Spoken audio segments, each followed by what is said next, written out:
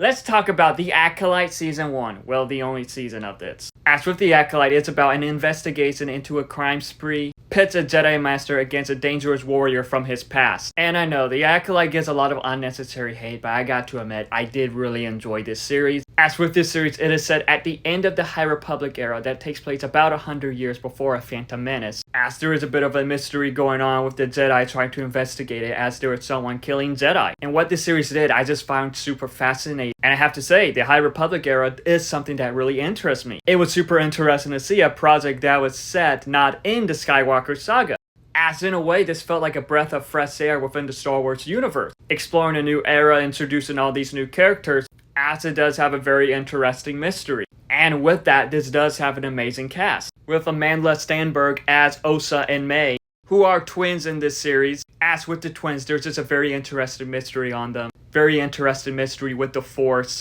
in which we also do get Lee Jung-jae as Sol, and his character was a standout in this, as you could tell that there was like a bit of a Qui-Gon type feel with him. In which we also do get Charlie Barnett, Daphne King, and Manny Jacinto. And I gotta say, honestly, the best one who stole the show was Manny Jacinto as the Stranger Quamir. As with how his character was, Quamir, the Stranger, the reveal and all that, the stuff he did, the dude was a menace.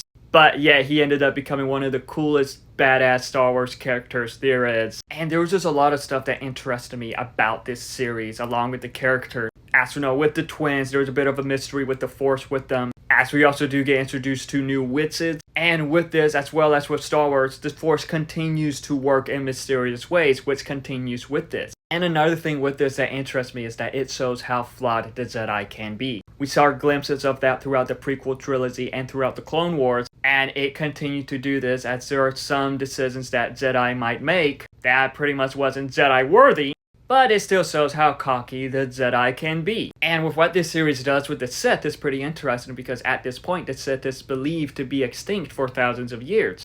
Or are they? As with the Sith, you have the Sith Master, the Apprentice, and the Acolyte, who is pretty much the apprentice to the apprentice, but kind of in secret. So much for the rule of two. But with this series, it did feel like it had a little bit of a medieval type feel to it, as we're seeing the Jedi be part of the High Table in a way. As it also includes some stuff that is like leading into the prequel trilogy. And I thought all that was done very well. And one thing with this series is that with episode 5 and the final episode, episode 8, it does include some of the best live-action lightsaber fights, as those lightsaber fights were just epic. Like with the Acolyte, I do believe that there was just a lot more potential with this, and it is just disappointing that we're not getting a season 2. Save the Acolyte! Because with what this season introduced, what this season did, it expanded the Star Wars universe much more. Plus, this was one that felt more true to the books, because with the Star Wars shows, they like to retcon the books. With this series, it felt like it stayed more true to it. And as someone who likes to read the Star Wars books, I appreciate that. Overall, with The Acolyte, this was a super underrated series, and I wish they would do more. I hope they somehow bring it back, because I would love to see a lot of these characters again. I would love to see more of the Stranger, and it will be interesting to see more drama within the Jedi Order. Overall, I have to admit, I really love this series, but have you seen The Acolyte? If so, what are your thoughts on it? Let me know in the comments below and follow me for more.